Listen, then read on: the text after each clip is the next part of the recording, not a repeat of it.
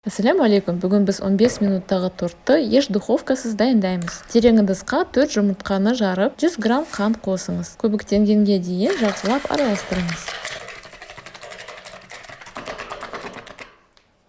Содан кейін 100 мл сүт, 1 шымшым тұз және жарты шай қасық ваниль экстрактын немесе кәдімгі ванилин қосамыз.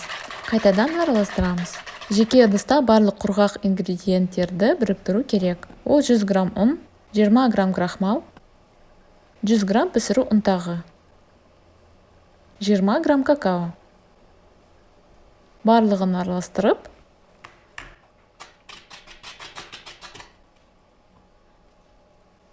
сұйық қамырға қосыңыз.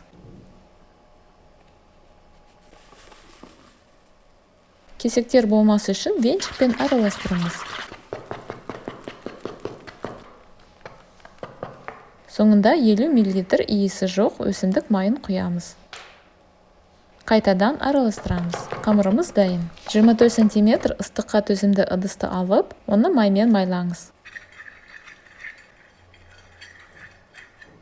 Соған қамырымызды құямыз.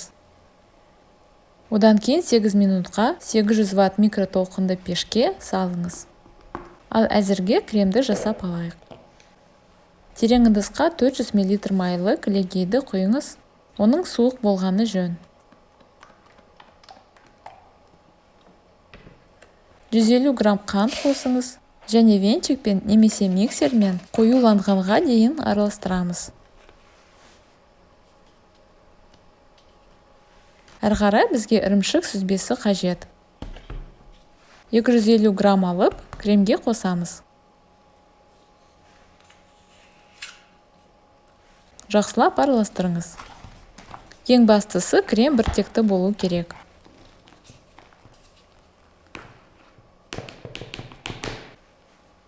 Бисквитіміз дайын болды.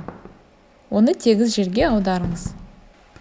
Толығымен суытып, 3 бірдей коржға кесу керек. Мұны жіппен жасау өте ыңғайлы болады. Көріп отырғаныңыздай, бисквит ішінде кеуекті болып шықты. Енді тортты жинау ғана қалды. Әдеттегідей біз әр коржымызды көп мөлшерде креммен майлаймыз.